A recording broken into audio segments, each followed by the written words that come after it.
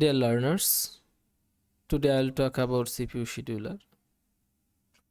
The CPU scheduler selects from among the processes in a ready queue and allocates a CPU core to one of them.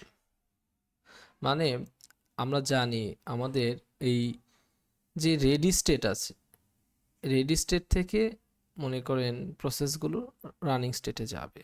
তো এর মাঝখানে আমরা short term scheduler use করি।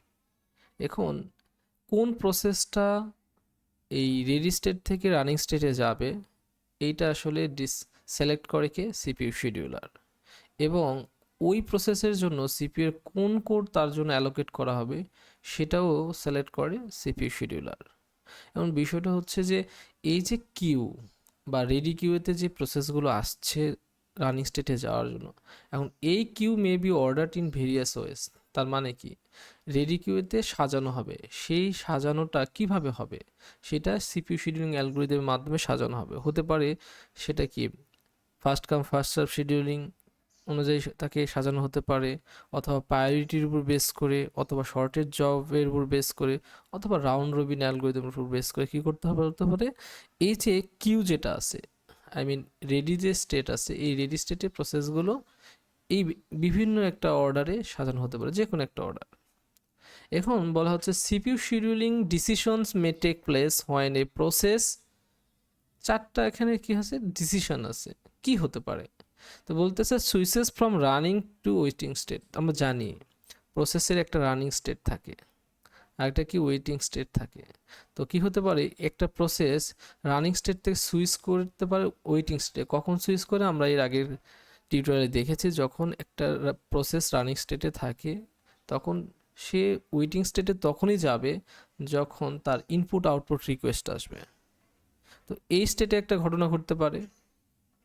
আরেকটা ঘটনা কি হতে পারে, switches from running to ready state.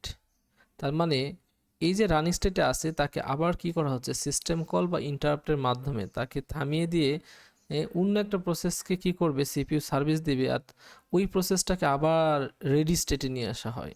তো এই ঘটনাটাও ঘটতে পারে। Thirdly, switches from waiting to ready.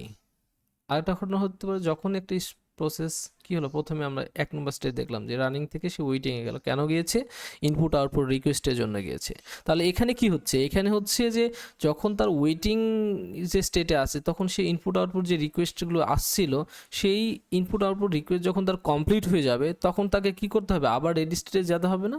কারণ রেডি স্টেটে গিয়ে তাকে আবার কোথায় পাঠানো হবে, তাকে পাঠানো হবে আবার রানিং স্টেটে। কারণ তাহলে এই যে ওয়েটিং টু কি রেডি, যখনই রেডিতে যাবে তখন আরেকটা ডিসিশন হতে পারে, যে কি ডিসিশন হবে, যে ওই প্রসেসটা যখন রানিং স্টেটে ছিল তার ইনপুট আউটপুট রিকোয়েস্ট আসছিল, যার কারণে তাকে ওয়েটিং স্টেটে যে গিয়েছে, যখন আবার সে রেডি স্টেটে আসবে তখন এই রেডি স্টেটে অলরেডি কিছু প্রসেস তো আছে, কিন্তু এখন কি হবে, এই যে ওয়েটিং স্টেট থেকে যে প্রসেসটা রেডি স্টেটে আসলো তাকে কি এখন সার্ভিস দিবে না পরে দিবে, এরকম একটা ডিসিশন নিতে হবে।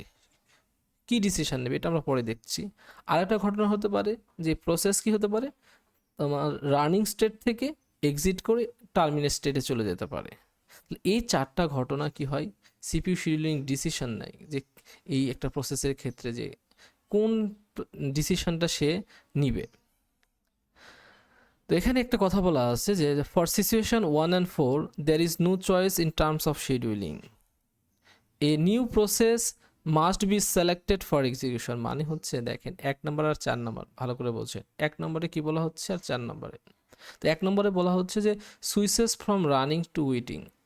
মনে করেন একটা সিপিইউ একটা প্রসেস নিয়ে কাজ করছে, এবং সেই প্রসেসটা মনে করেন P1 নিয়ে কাজ করছে, সিপিইউ কাজ করছে। তো সিপিইউ যখন P1 নিয়ে কাজ করছে, এখন এই P1টা কাজ করতে করতে হঠাৎ করে আমরা দেখছিলাম যে input output CPU input output bus সাইকেলের মধ্যে, যে তার কি হচ্ছে ইনপুট আউটপুট রিকোয়েস্ট আসার কারণে সে বাস সাইকেলে চলে যাবে। তো তার ইনপুট আউটপুট যখন রিকোয়েস্ট আসবে তখন সেই ইনপুট আউটপুট রিকোয়েস্টের জন্য তাকে ওয়েটিং স্টেটে চলে যাবে। গেলে সিপিইউ কী হবে, সিপিইউ ফ্রি থাকবে, কারণ সিপিইউকে তো আইডল রাখা যাবে না। এই জন্য কী করতে হবে, এখানে কোনো চয়েস নেই। এখানে কি হবে, এখানে হচ্ছে সিপিইউকে নতুন একটা প্রসেস দিতে হবে, যে প্রসেসটা সে কী করবে, সিলেক্ট করবে এক্সিকিউশনের জন্য। আরেকটা ঘটনা হচ্ছে এই রানিং স্টেট থেকে, আমাদের রানিং স্টেট থেকে মনে করেন রানিং স্টেট থেকে সিপিইউ এক্সিট করবে, করে কোথায় যাবে, টার্মিনেট স্টেটে যাবে। তো এই যখন এক্সিট করবে করে টার্মিনেট স্টেটে যাবে, তো একটা প্রসেস যখন P1 প্রসেস সে সার্ভিস দিচ্ছে, তারপরে সে এক্সিট করে টার্মিনেট স্টেটে চলে যাওয়া মানে হচ্ছে তার যে বাস টাইম বা তার যে সার্ভিসটা দরকার সেটা সে নিয়ে টার্মিনেট করছে, তার মানে সে ডেড। তো এই যখন একটা প্রসেস টার্মিনেট করবে তখন সিপিইউ ফ্রি হয়ে যাবে, তখন কী হবে, রেডি স্টেট থেকে সিপিইউকে কী করতে হবে, নতুন প্রসেস দিতে হবে।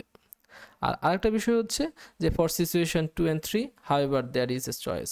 কেন বলা হচ্ছে, কারণ 2 নম্বর সিচুয়েশনে কি বলা হচ্ছে, switches from running to ready state. ভালো করে বোঝেন, রানিং স্টেট থেকে রেডি স্টেটে কিভাবে যায়। একটা প্রসেস রানিং স্টেটে থেকে রেডি স্টেট সিস্টেম কল অথবা ইন্টারাপ্টের মধ্যে যায়।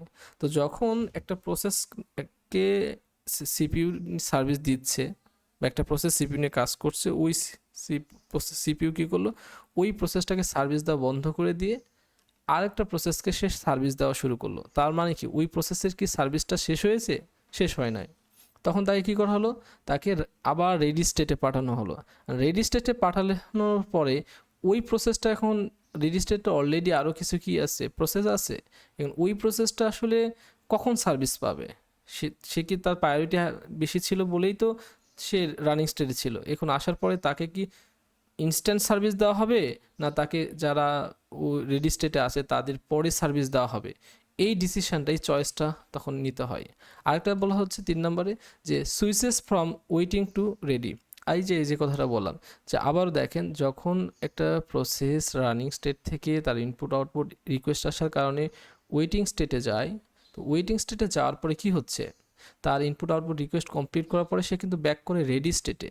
তো রেডি স্টেটে ব্যাক করার পরে সে একটা প্রসেস, আরও এক্সিস্টিং রেডি স্টেটে কিছু প্রসেস আছে, এখন কি ডিসিশন না হবে, এটা আমাদের একটা চয়েস থাকে যে আমরা এখানে কোন অ্যালগোরিদমটা ফিট করব, সেইটার চয়েসটা আছে। এই জন্য এই দুটাতে আমাদের চয়েস আছে, 2 নম্বর এবং 3 নম্বর। বাট 1 নম্বর আর 4 নম্বর কোনো চয়েস নেই। সিপিইউ ফাঁকা হলেই তাকে নতুন প্রসেস দিতে হবে, কারণ সিপিইউকে আইডল রাখলে আমরা গুড পারফরমেন্স পাবো না।